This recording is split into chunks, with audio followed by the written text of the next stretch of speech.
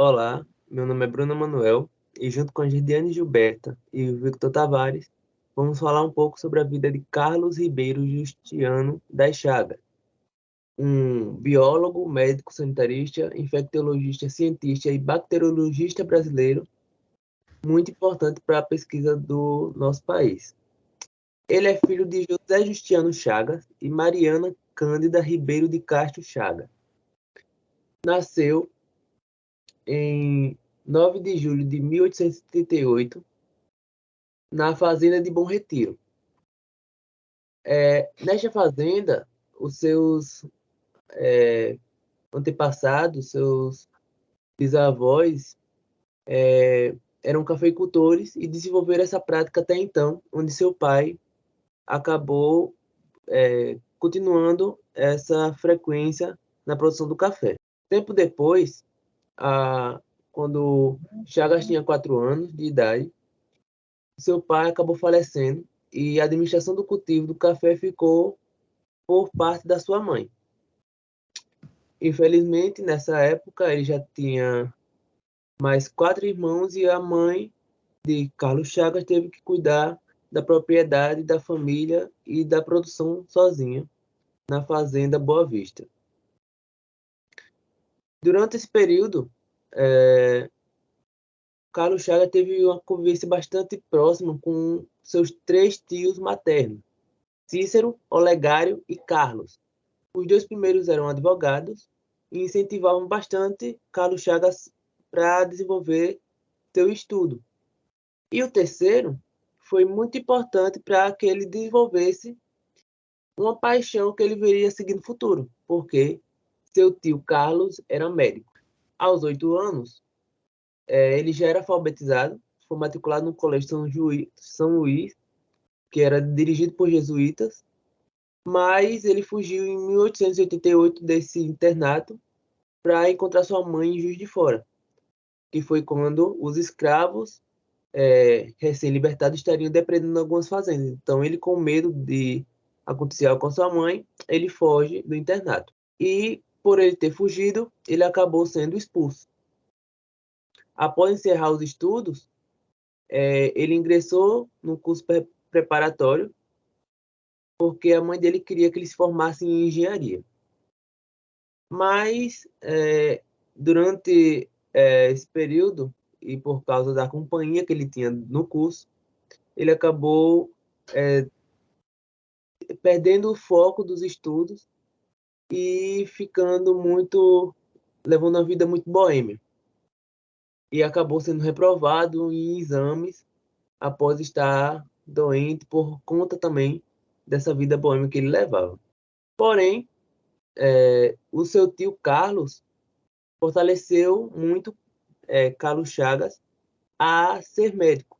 Então, foi ele quem ajudou a fazer essa ponte entre Carlos Chagas e a mãe dele, para que ela liberasse ele, desse apoio para ele fazer medicina. E ela acabou aceitando essa opção do filho, né? Então, em 1897, ele finalmente consegue entrar na Faculdade de Medicina no Rio de Janeiro. 8 anos, ele passa a cursar a Faculdade de Medicina do Rio de Janeiro, onde o seu tio trabalhava. E nesse período foi muito importante, porque a faculdade ela estava passando por modificações. Pois Luiz Posté, desenvolveu seus trabalhos e as teses começaram a chegar na faculdade, causando uma revolução pasteuriana. E durante isso, Chagas estava já cursando a sua faculdade. Durante também esse período, 2 professores foram muito importantes para a sua carreira, que ele levaria até o fim das suas pesquisas. O primeiro foi Miguel Couto. Ele que apresentou a Chagas as noções de práticas clínicas modernas, e Francisco Forjado, que ensinou Chagas sobre as doenças tropicais, e especialmente a malária, que futuramente seria de grande importância para sua carreira. Esses 2 professores apresentaram 2 caminhos no decorrer do curso médico, a parte clínica e a pesquisa científica. Para concluir o curso em 1902 e elaborar sua tese, ele foi para o Instituto Soroterapêutico Federal na Fazenda Manguinhos, após receber uma carta de recomendação do seu professor Miguel Couto para o Oswaldo Cruz, diretor do Instituto, para que ele pudesse trabalhar nesse local. Ele finalmente foi aceito por Oswaldo Cruz, começou a trabalhar nesse instituto e elegeu como tema da sua tese o seguinte título: O ciclo evolutivo da malária na corrente sanguínea. Em 1903, a sua tese já estava concluída e ele conseguiu seu diploma. Em 1904, Oswaldo Cruz recebeu a direção de Manguinhos e a Diretoria-Geral da Saúde Pública e nomeou Chagas como médico do Instituto. Mas Chagas acabou preferindo não aceitar esse cargo. Em 1904, decidiu trabalhar como clínico no Hospital de Niterói. Logo após, foi nomeado médico da Diretoria-Geral de Saúde Pública do Rio de Janeiro, onde ele teve um laboratório particular. Nesse mesmo ano, ele se casou com Iris Loba, filha do senador Fernando Lobo Leite Pereira, e dessa união nasceriam seus 2 filhos, Evandro e Carlos Filhos, que futuramente seguiriam a mesma carreira que o pai. Devido à tese de doutorado, como foi falado outrora, na qual Carlos Chagas ele conseguiu desenvolver o ciclo evolutivo da malária, então, em 1901, na verdade, ele, após publicar essa tese, e após ter grandes repercussões e também pela sua grande capacidade em entender o ciclo da malária, em entender como que esse parasita ele poderia ser cessado, em 1905 ele é contratado por Oswaldo Cruz para trabalhar em alguns lugares. O primeiro dele era um surto de malária que ocorrera em Itatinga, São Paulo. E isso fez com que Carlos Chagas ele começasse a ganhar uma visibilidade muito grande. Voltando ao Rio, ele organizou o saneamento da Baixada Fluminense. Então, a gente consegue observar que, desde lá, com os 2 professores que guiaram ele para essas doenças tropicais, ao entendimento dessas doenças tropicais e principalmente ao desenvolvimento clínico dessas doenças, ao desenvolvimento clínico e posteriormente a como tratar o ciclo, a como acabar com o ciclo, Carlos Chagas começa a ter uma grande visibilidade. E é por isso que, quando ele volta ao Rio de Janeiro, já bastante conhecido, e onde ele era diretor do hospital, ele acaba organizando o saneamento da Baixada Fluminense, que também estava tendo muitos casos envolvendo a malária nesse local. O próximo desenvolvimento de Carlos Chagas vai ser exatamente com a doença de Chagas. Então, Chagas ele vai ser enviado para Minas Gerais, na cidade de Laçãs, em Minas Gerais, próximo ao Rio São Francisco, para combater uma epidemia que estava ocorrendo de malária entre os trabalhadores que estavam construindo uma nova linha de trem nesse local. Chegando lá, Chagas ele começou a analisar quem estava perto desses operários, quem estava perto, quem estava doente. Começou a observar que não era somente malária que estava ocorrendo ali, não era somente um surto de malária. Ao estudar isso, ele conseguiu observar que alguns animais, como por exemplo, algumas espécies de macaco, elas estavam sendo parasitadas por um tipo de tripanossoma, que é chamado de Trypanosoma minacensis. Esse Trypanosoma minacensis ele já era descrito, porém ele foi descrito infectando somente mamíferos e outros animais que não fossem seres humanos. Só que, no entanto, ao decorrer das suas pesquisas, ele começou a observar que os seres humanos também estavam sendo infectados por esse parasita. Só que, na verdade, quando Chagas ele começa a estudar a fundo, ele observa que esse parasita, na verdade, não é o Trypanosoma minaensis. que, na verdade, o Trypanosoma minacensis, minacensis, ele somente parasita outros mamíferos, mas não seres humanos. E aí, Chagas, ele descobre uma menina, uma filha de um dos operários, que também estava com esse pai operário em Minas Gerais, que ela tem sintomas muito parecidos com que os mamíferos próximos têm, só que, na verdade, não é o mesmo tripanossoma. Após ele fazer a descoberta, ele vai começar a estudar esse tripanossoma e ele intitula esse tripanossoma como Trypanosoma cruzi. E ele consegue estabelecer o ciclo completo desse tripanossoma a partir do Triatoma infestans, que seria o hospedeiro intermediário da doença de Chagas.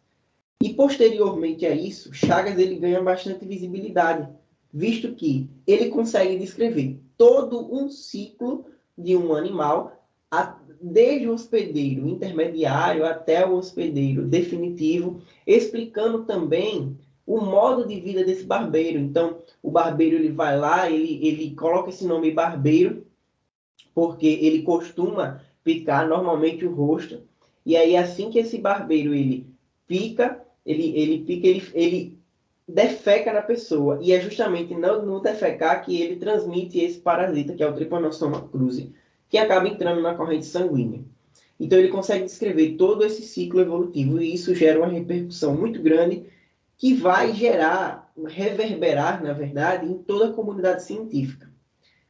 Além disso, além da doença de Chagas e além do combate à malária, ele também faz uma expedição para a Amazônia, né? Então, ele faz uma expedição na Amazônia, pelo Rio Negro.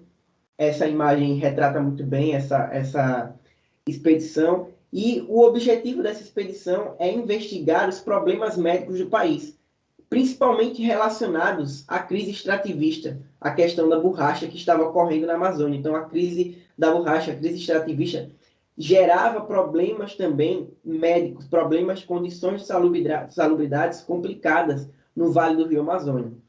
E isso foi necessário que Carlos Chagas fosse lá para observar toda a questão e todas as problemáticas médicas que existiam naquele local. Além disso, Chagas também trabalhou na gripe espanhola.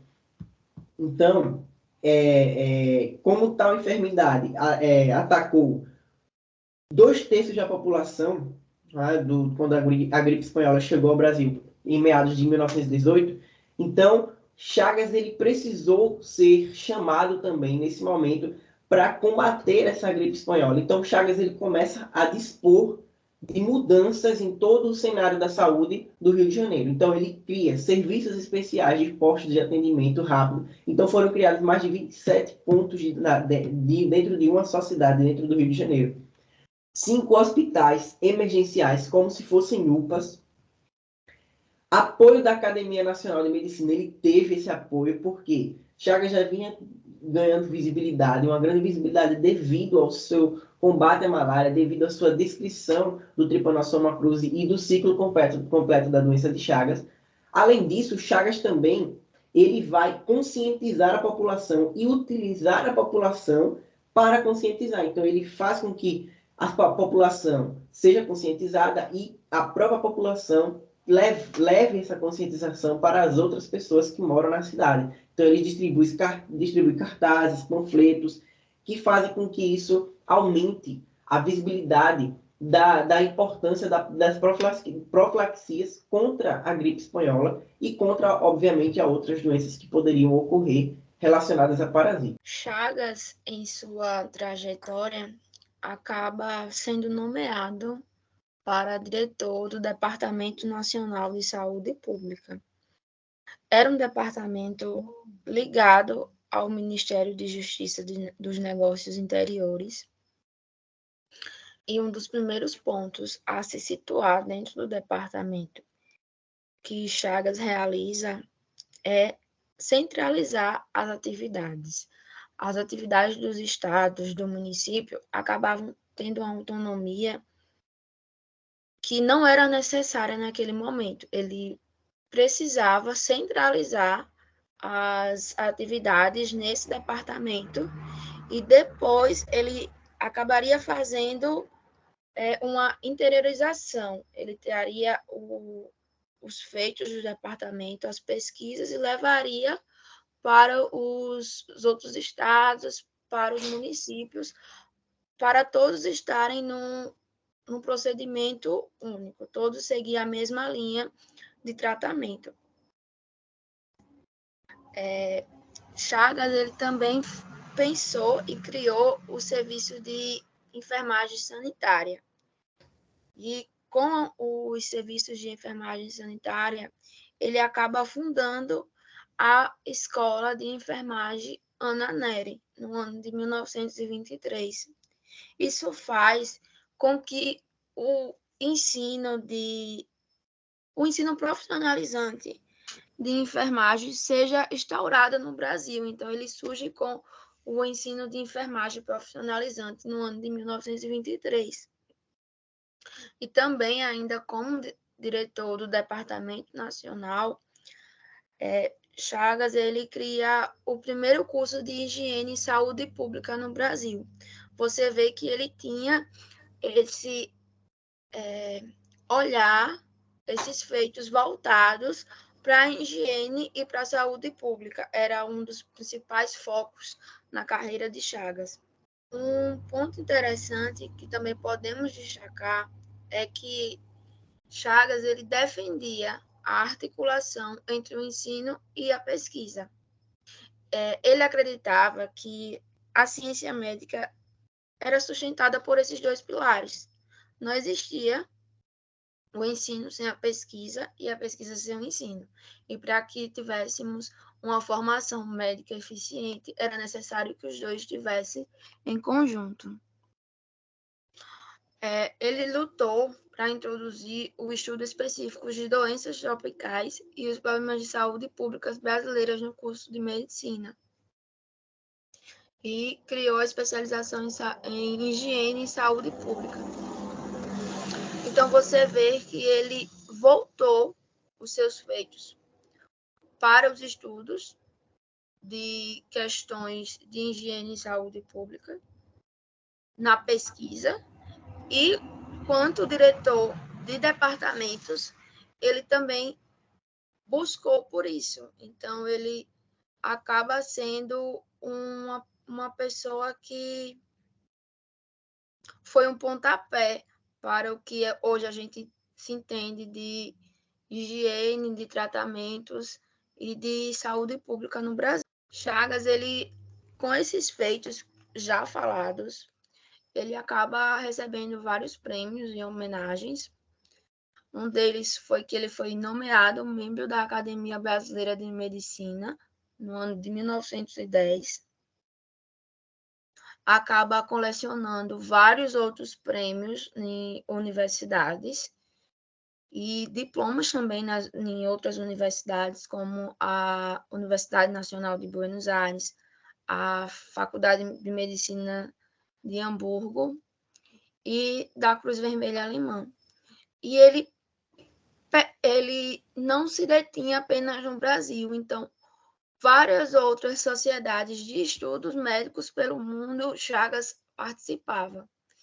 E recebeu vários títulos nesses países, títulos de Cavaleiro da Ordem da Coroa da Itália, Comendador da Coroa da Bélgica, Cavaleiro da Ordem Nacional da Legião de Honra da França, Grau de Oficial da Ordem de Santiago de Portugal, Comendador da Ordem de Afonso na Espanha. Então a gente vê que ele era reconhecido. Chagas era uma pessoa reconhecida tanto no Brasil, no seu país, como no mundo. Ele não se detinha apenas aqui. Os seus feitos na área de parasitologia eram vistos, conhecidos e premiados. Mas Chagas era conhecido nacionalmente e internacionalmente. Mas por que nunca recebeu o prêmio Nobel? Ele foi indicado duas vezes ao prêmio Nobel de Fisiologia ou Medicina, e nessas duas vezes recebeu pouquíssimos votos. Em 1913 ele é indicado e ele recebe apenas um voto do único brasileiro do comitê que estava presente. Foi o único voto que Chagas teve. Novamente, em 1921, ele é indicado e neste comitê, neste ano, tinha 2 brasileiros e apenas um votou em Chagas. Então, a gente vê uma pessoa que tem grandes feitos na área da pesquisa, na área da medicina, que consegue ser indicada ao Prêmio Nobel, mas não consegue receber. E por que isso se deu? Muitos historiadores pontuam que Chagas existia uma divergência aqui no Brasil mesmo, com outros cientistas que não apoiavam, que chegavam até a falar que não existia a doença de Chagas, não acreditavam nos seus feitos. Existiam essas controvérsias, essas divergências, e por isso que ele não conseguiu ganhar o Prêmio Nobel, conquistar o Prêmio Nobel. E também, uma evidência que mais se acredita é, mais uma vez, porque ele era brasileiro e os prêmios Nobel estavam centralizados nos europeus. Então, existia uma organização europeia e concentrava aqueles prêmios ali. Por mais que as realizações de Chagas fosse algo reconhecido, ele não tinha o seu papel pertencente àquela sociedade. A sociedade não abraçou Chagas, porque era um espaço apenas para os europeus, e ele acaba não ganhando o Prêmio Nobel. Chagas ele morre em 1934 e ele acreditava que a ciência se fazia ciência em defesa da vida. Muito obrigada. Aqui são as nossas referências e até mais.